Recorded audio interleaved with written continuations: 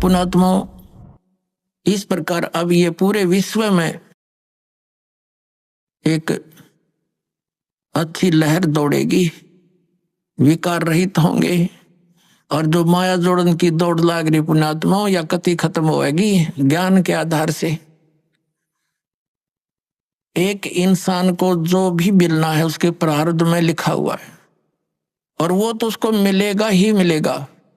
और अब जो आप इस साधना को करोगे, जो दास आपको बताएगा, आपके भाग में ना होगा और आपको आवश्यकता होगी, वो फिर भगवान अवश्य अपने कोटे तो देगा आपको, ये सत्कर मानना। फिर आप किस लिए चोरी करोगे, मिलावट करोगे, और फिर पता चल जाएगा चोरी रिश्वत करने से तो विष खाना है। अपने घर पर रिश्वत लेकर मिलावट करके 2 नंबर का काम करके बच्चों को खिलाना, ये समझ लो उनको विष देने की जरूरत नहीं पड़ेगी आपने लास्ट में। ऐसी स्थिति हो जाएगी आपके परिवार की। हम क्यों फिर विष खाएं जब ज्ञान हो जाएगा ये विष है। तो अभी तक हमें कोई ये वादा करने वाला था ही नहीं कि तुम जो कर रहे गलत कर रहे हो, और कोई स्वयं भी उस पर रुकने वाला नहीं था। कह देता था तो खुद करता था। जैसे हमारे दादे परदादे पिताजी स्वयं हुक्का पीते थे और बच्चे साथ खड़े हो जाते, हुक्का का मुंह लगा देते, कहते थे मारूंगा तेरा, हट जा, बहुत बुरी चीज है इसको ना पीना, और खुद पीने लग रहे। तो बच्चे कब तक मानेंगे इस बात को? युवा होते हुए शुरू कर देते हैं, फिर उनको धमका भी नहीं सकते। तो ऐसे ही अभी तक जितने भी ये पंथ संत थे ये बुराइयां नहीं छुटवा सके, क्योंकि इनके पास वो वचन शक्ति नहीं थी और ना उनके उनसे उपदेशी को कोई आध्यात्मिक या कोई भौतिक लाभ हुआ। तो अब आपको सारे काम होंगे जो भगवान किया करता है। आपको परमात्मा मिल गया, परमात्मा के गुणों में लिखे हैं, वो रोगी को सुखी करे, निसंतान को संतान दे भाई, और भी हमारे ऊपर आने वाले प्रारब्ध के दुखों को भगवान दूर करता है, इसलिए भक्ति करते थे, इसलिए परमात्मा की खोज करते थे। ये गुण है मालिक के। जैसे बिजली के गुण हैं, बिजली के गुणों में लिखा है कि बल्ब भी जलेगा, ट्यूब भी जलेगी, पंखा भी चलेगा, कूलर भी चलेंगे, और पशुओं का चारा काटने की मशीन भी चलेगी, आटा पीसने की चक्की भी घुमाती है वो। तो ये गुण है, लेकिन वो गुण कब होंगे? जब उसका कनेक्शन मिल जाएगा, तब वो फल देगी। तो पुण्यात्माओं, जैसे ये पहले जितने भी संत पंथ हैं ये शास्त्र विदिता का मनमाना आचरण हमें दे रहे थे, ये हमें कनेक्ट नहीं कर सके उस पावर से जो लाभ दिया करती है। अब जैसे किसी ने एक कीकर का लठ गाड़ के उसका तार बांध के पावर हाउस बना रखे हो और आगे उसे सब कनेक्शन लिए बैठे हैं, तो उनके कनेक्शन भी लिए हुए हैं लेकिन वो गुण नहीं हो रहे जो इलेक्ट्रिसिटी करा करती है, क्योंकि इलेक्ट्रिसिटी का कनेक्शन है नहीं, वो तो कनेक्शन उसकी करके लटका बांध रखा है। तो इसी प्रकार ये शास्त्र विदिता का मनमाना आचरण करने वाले, जिनका आप कोई गुरु नहीं, जैसे श्री शिवजाल जी राधा स्वामी पंथ के प्रवर्तक, उनका कोई गुरु नहीं, यानी आगे कनेक्शन नहीं जहां से पावर आनी थी, वो तो कीकर का लठ था एक समझ लो, और उससे फिर ये इतने तार जोड़ दिए सबने, और किसी को खक नहीं हो रहा, सारे लौट पेट कर बैठे हैं घर पे, क्योंकि इनको पता नहीं था कि कनेक्शन जोड़ कहाँ रखा है इन्होंने। अब दास ने बताया इनको कि वो खुद भूत बना बैठा है, शिवजाल जी राधा स्वामी पंथ का प्रवर्तक, तुम्हारी क्या यही दशा आपकी होगी जो उससे संबंधित रहेंगे, तो आपने त्यागना पड़ेगा उसको। और दास बताता हमारा कनेक्शन कहाँ से है। परमेश्वर कबीर देव जी जो जुल्हा धाणक कहलाते थे, ये पावर हाउस है, ये अनंत कोट ब्रह्मांड के स्वामी हैं, और वहीं से हमारा पावर जुड़ा हुआ है। आदरणीय गरीबदास साहिब जी सीधे कबीर साहिब से जुड़े हुए थे, उनके शिष्य हुए सीधे, परमात्मा ने आकर उनको सतलोक दिखा और वापस छोड़ा। उसके बाद गरीबदास जी के पास शीतल दास जी, और उसके बाद हमारे गुरु जी, हमारा कनेक्शन जुड़ा हुआ उस पावर हाउस से, कनेक्टेड तार है सारे, और वो पावर आपके पास पहुंच रही है। आप सबको लाभ होगा ना, कैसे हो, पावर का तो गुण है, वो लाभ देगी ही देगी आपको। तो इस प्रकार पुण्यात्माओं, आप जी अब सुखी भी होगे, बुराइयों से भी बचोगे, क्योंकि आपको ज्ञान हो जाएगा। परमात्मा कहते हैं जब तक बच्चा अबोध रहता है, एक छोटे से बालक ने क्या देखा, पिताजी दारू शराब पीता था, दादाजी भी घुट्टी लगाता था, वो एक पशुओं का भूस भर रखा था तूड़ा एक कोठे में, दादाजी दूसरे स्थान पर शराब की बोतल पी के बाकी बची उसमें छुपा देता था और पिताजी दूसरी साइड में छुपा देता था। बच्चे देखा करते थे। एक दिन उस बच्चे ने सोचा कि पिताजी पीवे दादा पीवे तो बढ़िया चीज होगी, तू भी पी ले। उसमें कीड़े मारने की दवाई थी, कोई विष था। वो बोतल भी उस तूड़े में दाबे रखी थी। उस बच्चे ने हाथ उठ मारा किसी कोई पावे वो मैं भी पीऊं। वह कीड़े के जो तेल था मारने के जो विष था वो हाथ लग गया, गाल का कप में पी गया। 5-10 मिनट बाद छोड़े पड़ मरा पाया। सोना देखा वह बोतल धरी कप रखा। तो पुण्यात्मा, और जब उस बच्चे को ये पता हो जाएगा कि ये तो विष है, हाथ भी ना लावर, दूसरा ने भी नौका दूर रहियो भाई, ये तो मर जाएगा इससे। तो पुण्यात्माओं, परमात्मा हमें ये आगाह कराते हैं कि कौन सा विष है कौन सा अमृत है। और जब आपको ये ज्ञान हो जाएगा फिर बताते हैं, जैसे किर का जहर का रंग होरी हो, कहो कौन तिस खावे राम रंग होरी हो। होरी माने खुशी। जैसे कहीं पर विष का कण भी गिरा हो और आपको पता चल जाए ये विष का कण है, कहते उस कण को भी कौन खाओगा? किरके को उठा के दूर गिर का होगा, मिट्टी में दाब देगा और हाथ धोएगा, कहीं हमें प्रभाव ना कर जाए। तो परमात्मा कहते हैं, जैसे किरका जहर का रंग होरी हो, कहो कौन तिस खावे राम रंग होरी हो।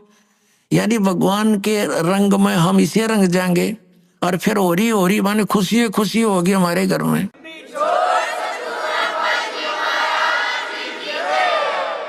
इस प्रकार हम इन बुराइयों से बचेंगे और फिर सपने में भी नहीं कर सकते। सत्कर मान लियो पुण्यात्मा, आपके आसपास भी कोई किसी का धन पड़ा होगा, विष दिखाई देगा और कोशिश करोगे उसको उठा करके भाई किसका है कहाँ पर है, आप या उठाओगे ही नहीं। और चोरी तो बहुत दूर की बात, मिलावट करना, रिश्वत लेना। किस लिए लेते हैं हम रिश्वत? किस लिए लेते हैं हम? ये 2 नंबर का काम किस लिए करते हैं? बड़ी कोठी हो, फिर दो बेटियां, उनकी शादी करनी, उसमें कई लाखों रुपए का दहेज देना है। यही 2 कारण है हमारी। ये और बड़ी कार हो, ये 3 कारण है जो हमें इस सब बुराइयों की तरफ खींच रहे हैं। तो हमने अपने बुद्धिमत्ता के साथ और तत्व ज्ञान के आधार से इनको बिल्कुल कम करना है। अब लड़कियों को कैर बना रखा हमने, 2 बेटी होगी सारा कुनबा रोने लग जाता है। क्या होगा? क्यों? क्योंकि उनके ब्याह पर खर्चा गणा करने लगे हम। ये समाज में बकवाद भर दी इन पिक्चरों ने। तो अब हमने इसको खत्म कर देना है। बेटी का ब्याह करना है, सिंपल वैसे करो। विवाह तो भगवान करके भेजा है, संयोग वही जोड़ता है। माँ बाप 2-2, 3-3 साल धक्के खाए जाते हैं, संस्कार नहीं होता, परमात्मा 1 मिनट में कर देता है। तो वो मालिक का किया हुआ होता, उसको हमने सिर्फ उनको मिलन करना बच्चों का, परमात्मा की वाणी बोल दे और सिंपल साधारण तरीके से उनका विवाह करो जाओ, कभी कुछ नहीं दे। और बच्चों को भी ये ज्ञान हो जाएगा कुछ दिनों में कि परमात्मा देगा, उससे पूरा, उससे हमारा सफलता होगी। माँ बाप के दिए हुए से कभी सफलता नहीं होगी। अब हम कितना दे सकते हैं अपने बच्चे को? ये क्या माँ बाप आजीवन उसको दे सकता है सारे इतना दहेज में? नहीं दे सकता। बच्चा अपना करे और खाओ, भगवान पर आश्रित रहे, फिर भगवान देगा, तब सफलता होगी। तो ये बकवाद हमने घर करी देखम देखा, अब इसको त्यागेंगे कति, सिंपल मकान बनावाएंगे। आज कोठी गार्डन पे 2-5-10 लाख रुपये की इधर उधर से कर लिए, कोठी बना दी हैं, और फिर मृत्यु होगी, वह कोठी नौकी न रहेगी। आप कुत्ता बन के उसकी गली में बैठा छाया में, और वहां भी ना बैठने देखो, आते मारेगा लठ। तो हमने इतना ही काम करना है जो हमारा भक्ति में बाधक ना हो। हम सारा जीवन किले बनाने में, कोठी खरीदने के चक्कर में 100 पाप कर बैठते हैं। वो पाप हमारे साथ चले जाते हैं, वह कोठी और कार यहीं रह जाती हैं। तो इस ज्ञान के आधार से आप जी ने सबसे पहले तो हमने इस विवाह की क्रियाओं को बदलना पड़ेगा। उसके बाद फिर हमने इन कोठियों की जरूरत क्या है गणी? एक सिंपल मकान बनाओ जो भगवान ने आपको दे रखा है, अवश्य बनाओ, ठीक गर्मी सर्दी से बचने के लिए। और समय की, वर्तमान की जो आवश्यकताएं हैं, आपको कार भी चाहिए, मान ले स्पीड अच्छी होगी जमाने की, मोटरसाइकिल चाहिए, आप विश्वास करना, परमात्मा आपको वो भी देगा, लेकिन सदुपयोग के लिए उसमें परमात्मा की कैसेट ला के चले, उसके अंदर भगवान की टेप चलावे, मालिक की चर्चा करता जावे और आवे, तो वो आपको सबको दे सकता है। मालिक के घर में किसी चीज की कमी नहीं, लेकिन दुरुपयोग ना हो।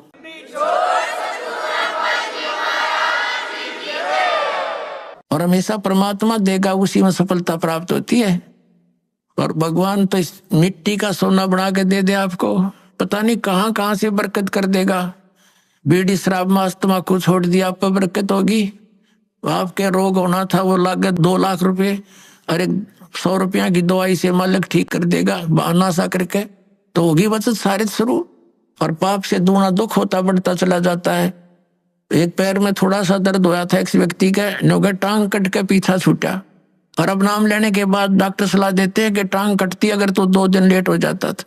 अब वो टांग बच की 200 रुपये की दवाइयों से। तो पुण्यात्मा, पुण्य और पाप के ऐसे फल अलग अलग बन जाते हैं। तो हम पुण्य करेंगे तो परमात्मा हमारे साथ होगा, विधान है उसका। तो जो हानि ज्यादा होनी है वह थोड़े में टल जाएगी। परमात्मा कहते हैं कि सतगुरु शरण में आने से आई टले बला, और जय मस्तिष्क में सूड़ी हुआ काटे में टल जा।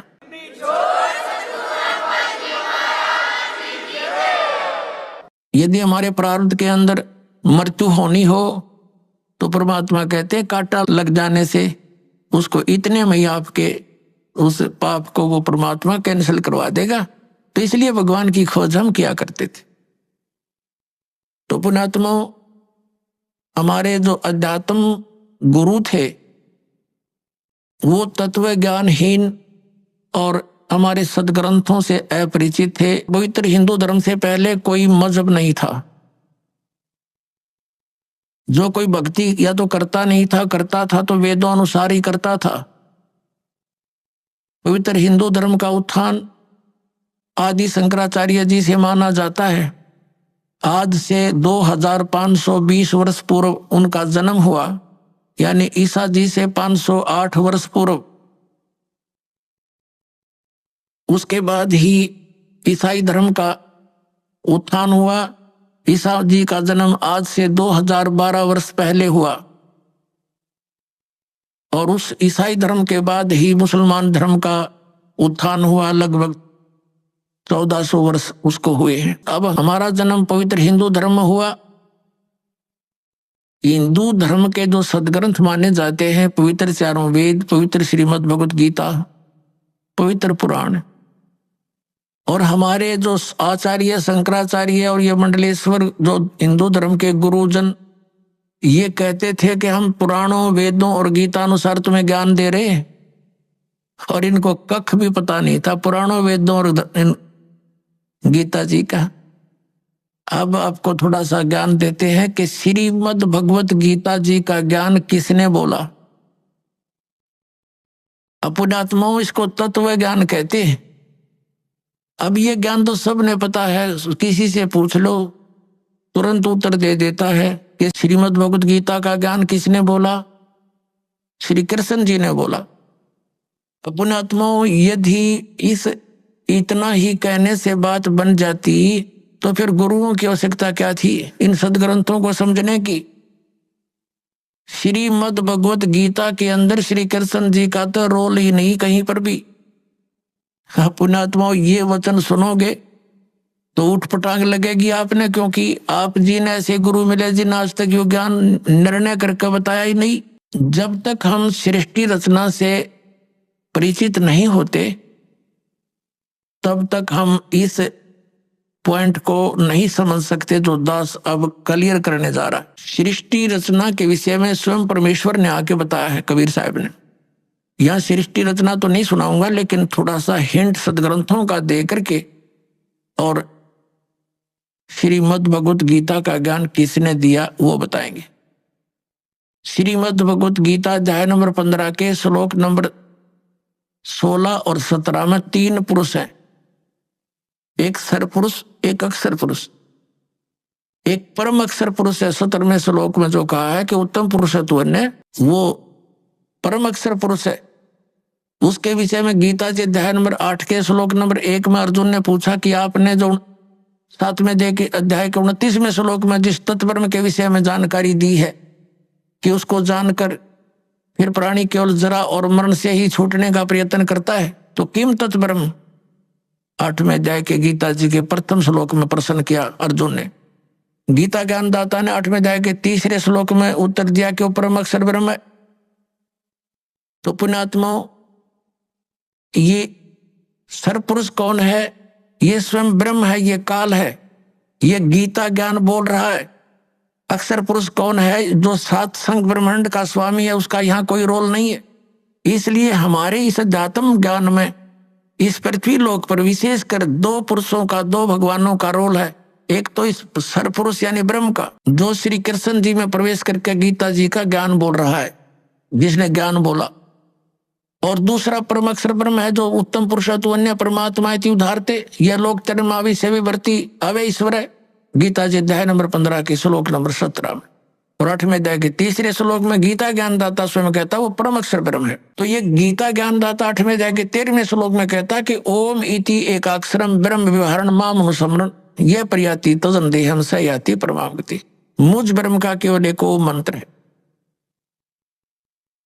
और इसका जो उच्चारण करके श्रवण करता हुआ शरीर छोड़कर जाता है, ओम नाम से मिलने वाली जो परम गति उसको प्राप्त होता है। वो कौन सी है? ब्रह्मलोक। ओम नाम से ब्रह्म का है, ब्रह्मलोक में रहता है ब्रह्म, तो ब्रह्म प्राप्ति होती है। 8वें अध्याय के 16वें श्लोक में लिखा है ब्रह्मलोक पर्यंत भी जन्म मृत्यु के अंदर है। ये भी पूर्ण मोक्ष नहीं हुआ, क्योंकि ब्रह्मलोक में गए हुए प्राणी भी वापस आते हैं। और गीता ज्ञानदाता स्वयं भी कहता है 2 अध्याय के 12वें श्लोक में, 4 अध्याय के 5 और 9 श्लोक में, 10वें अध्याय के 2 श्लोक में कि अर्जुन तेरे और मेरे बहुत जन्म हो चुके। इसलिए 18वें अध्याय के 62वें श्लोक में गीता ज्ञानदाता कहता है कि तू सर्वभाव से उस परमेश्वर की शरण में जा, उसकी कृपा से ही तू परम शांति को, सनातन परम धाम को प्राप्त होगा। गीता जी अध्याय नंबर 15 के श्लोक नंबर 4 में कहा कि जब तत्वदर्शी संत मिल जा, उसके बाद उस परमेश्वर के उस परम पद की खोज करनी चाहिए, जहां जाने के बाद साधक फिर लौटकर कभी संसार में नहीं आते। और जिस परमेश्वर ने सब ब्रह्मांडों की रचना की है, और केवल उसी की भक्ति करो, ये गीता ज्ञानदाता कहता है। तो इससे सिद्ध है कि श्रीमद् भगवत गीता का ज्ञान देने वाले से भी कोई और एक सुप्रीम पावर है। अब श्रीमद् भगवत गीता का ज्ञान कौन दे रहा है? जो ये कह रहा कि मेरा एक ओम नाम है, ओम नाम ब्रह्म का है। और ये ब्रह्म कौन है? ये काल है। इसने प्रतिज्ञा कर रखी है कि मैं कभी किसी के समक्ष नहीं आऊंगा, मेरे कर्म और जन्म अलौकिक है। गीता जी अध्याय नंबर 4 के श्लोक नंबर 9 में यह कहता है कि अर्जुन मेरे जन्म और कर्म दिव्य है, अलौकिक है। अब पुण्यात्माओं, अब हम आपको श्रीमद् भगवत गीता जी का ज्ञान किसने बोला, ये थोड़े से संक्षिप्त में सुनाएंगे। श्री कृष्ण जी का तो रोल ही नहीं है गीता जी के ज्ञान में। कैसे कि श्री कृष्ण जी युद्ध के पक्ष में नहीं थे इस महाभारत के युद्ध में, और 2-3 बार वो गए हैं शांति दूत बनकर, समझाने की चेष्टा की है कौरव और पांडवों को। लास्ट में यहां तक जब फैसला कर लिया कि भी एक तरफ मैं होऊंगा, एक तरफ मेरी सेना होगी, और मैं शस्त्र भी नहीं उठाऊंगा, प्रतिज्ञा कर ली। तो पुण्यात्माओं, जो महापुरुष ये कहता हो कि मैं हथियार भी नहीं उठाऊंगा, क्या फिर वो युद्ध की सलाह दे सकता है? नहीं।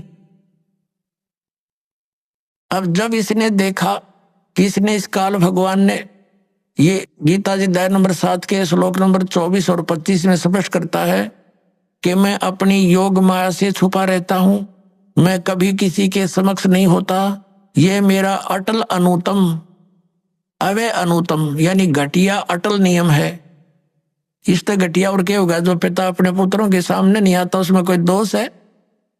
तो इस कारण इस प्रकार वो स्पष्ट करता है कि मैं अपनी योग माया से छुपा रहता हूं, और मुझ अव्यक्तम व्यक्तिम अपना मननते, मैं तो अव्यक्त रहता हूं और मुझे कृष्ण मान रहे हैं ये मूर्ख जन समुदाय। I am not Krishna, Gita ज्ञानदाता कहता। अब ये इसके जन्म और कर्म कैसे अलौकिक है? पुण्यात्माओं, ये काल जो है, जैसे आप जी ने श्री शिव पुराण के अंदर विद्वेश्वर संहिता के अंदर आपको दिखाएंगे, तो उसके अंदर क्या लिखा है कि ब्रह्मा और विष्णु जी का आपस में इसी बात पर युद्ध हो गया। ब्रह्मा जी कहते हैं विष्णु जी को कि मैं तेरा जनक हूं, मैं तेरा बाप हूं, तेरी उत्पत्ति मैंने की है। विष्णु जी कहते हैं मैं तेरा बाप हूं, तेरी उत्पत्ति मेरी नाभि कमल से हुई है। इसी बात पर इनका युद्ध हो गया। इसको समाप्त कराने के लिए इनके पिता, जिसने यह गीता का ज्ञान बोला, ये इनका पिता है, ये काल रूपी ब्रह्म सदा शिव यही है। इसने इन दोनों के बीच में एक तेजों में लिंग खड़ा कर दिया, स्तंभ, और बहुत लंबा चौड़ा, ये ऊपर नीचे घूमने लगे। उसका और छोर प्राप्त करने के लिए युद्ध बंद हो गया। फिर ये स्वयं अपने पुत्र शिव का रूप धारण करके खड़ा हो गया। फिर इनको समझाने लगा कि तुम भगवान नहीं हो, यू आर नॉट गॉड, तुमने अपने आप को इस मान लिया, जैसा कि आपको बहुत बार दिखाया है दास ने। फिर ये कहता है कि पुत्रों, ब्रह्मा और विष्णु को, कि तुमने जो दो कृत, दो डिपार्टमेंट, जैसे उत्पत्ति और स्थिति का तुमने मुझसे प्राप्त किए तपस्या करके, इसी प्रकार दो कृत महेश्वर और रुद्रगुप्त ने प्राप्त किए मेरे से ही। तो इसका मतलब यू पांचवा है जो श्री शिव पुराण का ज्ञान और ब्रह्मा विष्णु को जो ज्ञान दे रहा है, यू इनका पिता है। और ये उसी विद्वेश्वर संहिता में इसी चैप्टर में कहता है कि मेरा एक ओम अक्षर है, नथिंग एल्स, और इसका सिमरण करो, इसका सिमरण करने से मेरा ही स्मरण होता है। तो इससे सिद्ध हो गया कि जो शिव पुराण के विद्वेश्वर संहिता के अंदर बोल रहा है वो काल है, और वो शिव रूप बना के खड़ा हो गया। ऐसे ये छल करता है, किसी को ब्रह्मा रूप में दर्शन दे देता है, किसी को विष्णु जी के रूप में दर्शन दे देता है, तो वो विष्णु जी की महिमा गाने लग जाता है कि विष्णु जी आप ही भगवान हो, आप छुपाए हुए हो अपने आप को। इस प्रकार इनको भ्रम हो जाता है। और ये कैसे इसके कर्म अलौकिक है, अब आपको दिखाते हैं थोड़ा प्रमाण सदग्रंथों में। एक बार देवताओं का और असुरों का, राक्षसों का युद्ध हो गया, और राक्षस विजयी हो गए, देवता भाग गए, मैदान छोड़ गए। देवताओं ने कहीं जाकर के इकट्ठा होकर भगवान विष्णु की आराधना की, और ये विष्णु रूप धारण करके, ये ब्रह्मा विष्णु महेश का पिता जिसने गीता बोली, ये वहां प्रकट हो गया। और इसने पूछा कि तुम्हारे मन की बात मैंने जान ली है, और आप जाओ, जो ससाद का पुरंजय नामक पुत्र है उसको युद्ध के लिए खड़ा कर लो, राक्षसों के आमने सामने खड़े हो जाओ और उसको तैयार कर लो। मैं उसके शरीर में प्रवेश करूंगा और राक्षसों को मार दूंगा। अब दिखाता हूं आपको, ये देखिएगा श्री विष्णु पुराण, गीता प्रेस गोरखपुर से प्रकाशित है।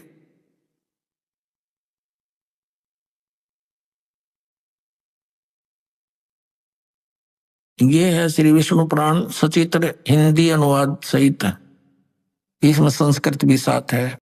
अनुवादक है मुनीलाल गुप्त, और गीता प्रेस गोरखपुर से प्रकाशित। प्रकाशक एवं मुद्रक है गीता प्रेस गोरखपुर, गोविंद भवन कार्यालय कोलकाता का संस्थान। ये है दूसरा अध्याय, अध्याय नंबर 2 और चतुर्थ अंश। ये चतुर्थ अंश और 233 पृष्ठ पे ये विष्णु पुराण। अब हम आपको यहां ले आते हैं, 233 पृष्ठ पे यहां से पढ़ेंगे। पूर्व काल में, त्रेता युग में एक बार अति भीषण देव असुर संग्राम हुआ, देवताओं और राक्षसों का।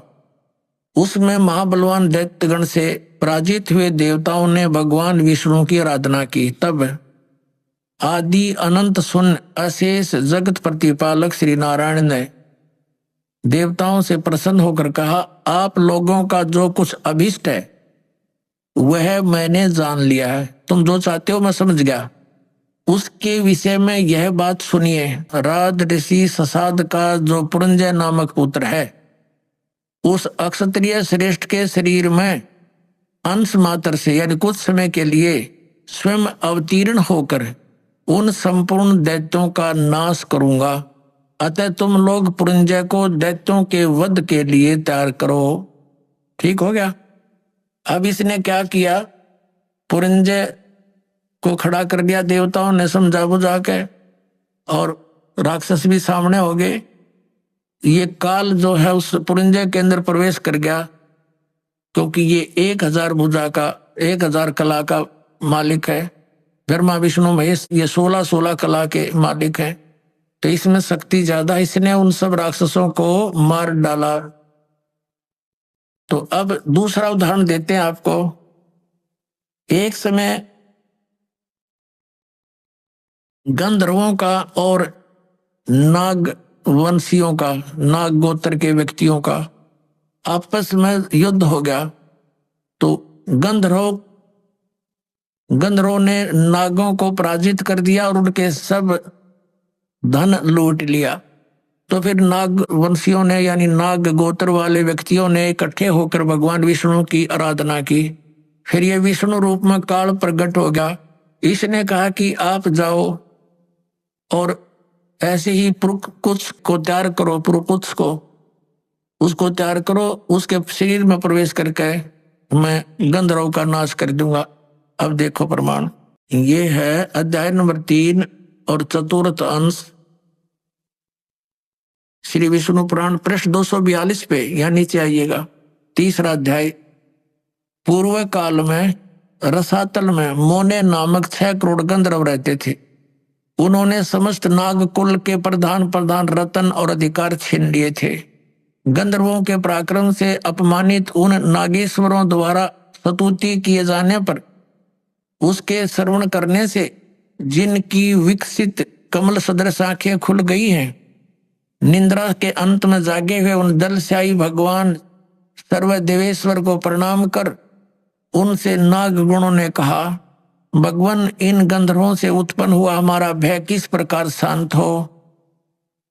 तब आदि अनंत रहित भगवान पुरुषोत्तम ने कहा, यो नासव के पुत्र मान धाता का जो यह पुरुकुत्स नामक पुत्र है, उसमें प्रविष्ट होकर मैं स्पष्ट कर दिया, प्रविष्ट होकर उसमें प्रवेश करके मैं उन संपूर्ण दुष्ट गंधर्वों का नाश कर दूंगा। हो गया स्पष्ट। अब इसके कर्म अलौकिक ऐसे हैं, ये कहता मेरे कर्म दिव्य हैं।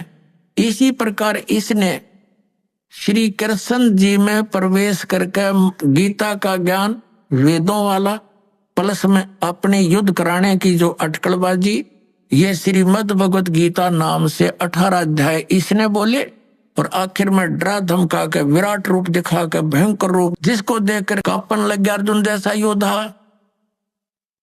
और लास्ट में डरते ने हां भर ली अर्जुन ने कि उसने सोच लिया कि इसका उद्देश्य युद्ध करवाना है, और यदि मैं ना कर दूंगा और इसने फिर एक बार वो विराट रूप दिखा दिया मेरा हार्ट अटैक हो जाएगा।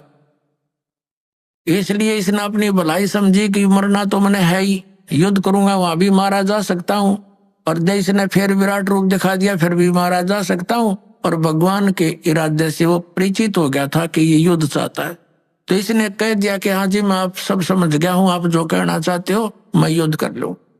नहीं, श्री कृष्ण युद्ध करवावे, जब पहले वो मना कर रहा था कि नहीं आप युद्ध मत करो नाश हो जाएगा। और फिर ये क्या कहते हैं हमारे धर्मगुरु कि अर्जुन अक्षत्रिय धर्म का पालन नहीं कर रहा था, इसलिए भगवान ने उसको प्रेरित किया। अरे श्री कृष्ण स्वयं अक्षत्रिय था, और जब काल्यावन ने चढ़ाई करी मथुरा के ऊपर, स्वयं भगवान युद्ध मैदान छोड़कर भाग गए थे, जिस कारण से उनको रण छोड़ भगवान का कहा जाता है। तो उन्होंने उस समय भी अपने क्षत्रिय धर्म का पालन त्याग दिया, इसलिए कि जिस कारण से अनर्थ टल जावे, नाश ना होए। तो क्या वो व्यक्ति फिर अक्षत्रिय धर्म के पालन करने के लिए इसे नाश करने की सलाह दे सकता है? तो पुण्यात्माओं, अब हमने इन सदग्रंथों से स्वयं परिचित होना है ठीक है, इन्होंने जितना ज्ञान दिया वो इनके सत्र का इनके पास रहे। अब हम सदग्रंथों के अनुसार साधना करेंगे और ज्ञान ग्रहण करेंगे। अब आपको दिखाते हैं कि श्री कृष्ण जी को तो पता नहीं मैंने क्या बोला था गीता जी में, अपना आत्मा महाभारत का युद्ध हो लिया, कौरवों का नाश हो गया, पांडव राजगद्दी पर विराजमान हो गए। उसमें श्री कृष्ण के अंदर से काल निकल गया, ओनली श्री कृष्ण विद्यमान था, प्रेजेंट था। एक दिन श्री कृष्ण जी ने कहा कि अब मैं वापस जाता हूं द्वारका को और तुम अपना राज करो। अर्जुन ने कहा कि भगवान आप हमें कुछ सत्संग अध्यात्म ज्ञान सुना कर जाओ, क्योंकि आप हमारे गुरु हो, एक सत्संग करके जाइयो। और अर्जुन ने कहा भगवान, जब श्रोतागण सामने बैठे थे, अर्जुन और कृष्ण वहां पर टहल रहे थे, सत्संग का समय के इंतजार कर रहे थे, श्रद्धालु आ रहे थे, तब श्री कृष्ण जी से अर्जुन ने कहा भगवान कृपा मुझे वही ज्ञान सुनाना जो आपने युद्ध के दौरान सुनाया था, यानी वो गीता जी का ज्ञान बताना। अब मैं भूल गया हूं, बुद्धि के दोष से मुझे याद नहीं रहा। श्री कृष्ण जी कहते हैं कि तू बड़ा श्रद्धाहीन है अर्जुन, तू बड़ा बुद्धिहीन है, तूने उस ज्ञान को याद क्यों नहीं रखा। और अर्जुन पर तो डांट मार रहे हैं कि तूने याद क्यों नहीं रखा, और स्वयं कह रहे हैं अब मैं पूरा ज्यों का तो तुझे उसको नहीं बता सकता, क्योंकि उस समय मैंने योग युक्त होकर ये ज्ञान बोला था। हम भले आदमी हो, जब युद्ध के इसे खतरनाक भयंकर समय में योग युक्त हुआ जा सकता है तो इस पीस में क्या दिक्कत आ गई योग युक्त होने में। अब हो जा 2 मिनट लागे जो ज्ञान होता उसने बोला हो तो उसने बोला ही नहीं था। ये श्री कृष्ण में प्रवेश करके काल बोल गया। जैसे आप देखते हो एक प्रेत आत्मा दूसरे के शरीर में प्रवेश कर जाती है और वो प्रेत बोलता रहता है, बहुत कुछ बोल जाता है। उसके जाने के बाद जिस शरीर की वो आत्मा अपने सचेत होती है, फिर उसको कोई अन्य ही बताते हैं ऐसे बोल रहा था तू, ऐसे बोला ऐसे बोला, उसको कुछ नहीं पता होता मैंने क्या बोला, और ही बताते हैं, फिर वो कहने लग जाता मैंने एक दिन ऐसे बोला। तो ऐसे श्री कृष्ण जी में प्रवेश करके उसकी आत्मा को दबा कर ये काल बोल गया सारे काम ने, और उसके निकलने के बाद फिर ओरिजिनल कृष्ण था वो क्या बोलता है दिखाता हूं आपको। देखिए ये संक्षिप्त महाभारत द्वितीय खंड, ये संक्षिप्त महाभारत, ये द्वितीय खंड गीता प्रेस गोरखपुर से प्रकाशित है। संपादक तथा संशोधक हैं जयदयाल गोविंद का, जिसने श्री मद्भुत गीता का भी अनुवाद किया है। गीता प्रेस गोरखपुर से प्रकाशित है। ये यहीं से प्रकाशित है, गीता प्रेस गोरखपुर से। इसके 667 पृष्ठ पर आप जी को ले चलते हैं। ये देखिएगा पृष्ठ नंबर 667, 667, और ये है संक्षिप्त महाभारत। संक्षिप्त महाभारत। अब यहां आ गए हम। जन्मेजय ने पूछा, ब्रह्मन, शत्रुओं का नाश हो जाने के बाद जब महात्मा श्री कृष्ण और अर्जुन सभा में बैठकर वार्तालाप कर रहे थे उस समय उनमें क्या बातचीत हुई? तो वैशंपायन जी कहते हैं, कहा राजन, श्री कृष्ण के सहित अर्जुन ने अब जब अपने राज्य पर पूरा अधिकार प्राप्त कर लिया तो वे दिव्य सभा भवन में आनंद से रहने लगे। एक दिन सज्जनों से घिरे हुए वे दोनों मित्र स्वेच्छा से घूमते घूमते सभा मंडप के ऐसे भाग में पहुंचे जो स्वर्ग के समान सुंदर था। पांडुनंदन अर्जुन श्री कृष्ण के साथ रहकर बहुत प्रसन्न थे।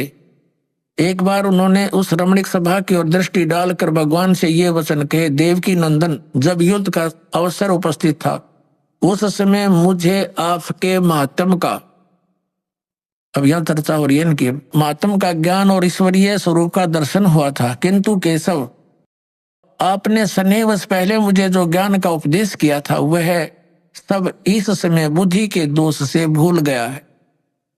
उन विषयों को यानी गीता श्रीमद् भगवत गीता के ज्ञान को सुनने के लिए बार बार मेरे मन में उत्कंठा होती है। इधर आप जल्दी ही द्वारका जाने वाले हैं, अतः पुण्य वह विषय मुझे